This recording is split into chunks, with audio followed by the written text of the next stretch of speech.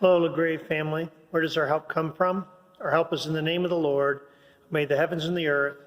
Our help is in Jesus Christ, who is the same yesterday, today, and forever. I hope you've been enjoying this series on 1 Peter that we've been doing, and my devotion today is a little bit thinking about something to do with 1 Peter. I hope we've painted for you this picture of this tiny little church in a hostile pagan society, which in many ways is hard-pressed on every side. But in Peter's vision, when you read 1 Peter, is still this magnificent, this beautiful thing that can do great and powerful things in the world when it lives according to Christ's way. And one of the verses which really exemplifies that for me is 1 Peter 2, verse 9.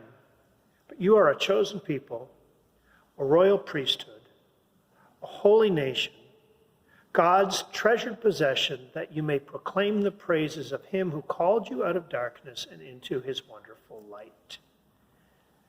When I think of the simple people in a pagan culture proclaiming the good news and making a difference, I think of a story I just heard again from Francis Collins.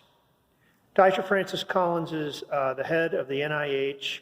He is a wonderful Christian man and a really gifted, top-notch scientist, one of the best scientists that we have in our country right now. He led the Human Genome Project.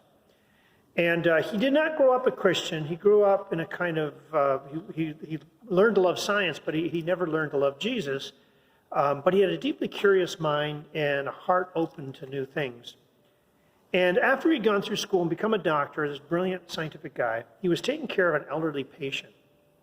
She had severe heart problems. She was on oxygen. She was very weak. And he was taking care of her in the hospital. And she was one of these people who was really open with her faith.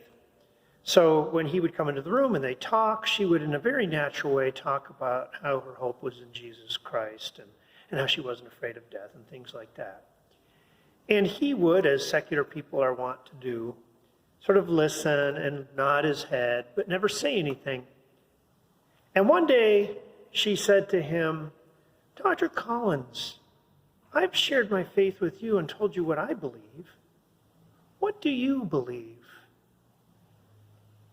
And by Collins' own testimony, those 4 words went right straight to his soul, where he realized it was empty. What do you believe? He realized he had no answer. And that was the beginning of the Holy Spirit working on him and pushing him towards the deep and vibrant Christian that he is today. This simple person, this older woman, so weak that she needed oxygen to keep her heart going, to keep her life going. But her simple testimony and her 4 simple words changed the heart, or the Spirit used it to change the heart of one of the greatest scientists, this really gifted, knowledgeable man. You are a chosen people, a holy nation, a people belonging to God, God's treasured possession, that you may declare the praises of him who called you out of darkness and into his wonderful light. And now may the peace of Christ go with you wherever you may be. May he guide you through the wilderness and protect you through the storm. May he fill you with thanksgiving at the wonders he has shown you, and may he bring you home rejoicing face to face again once more.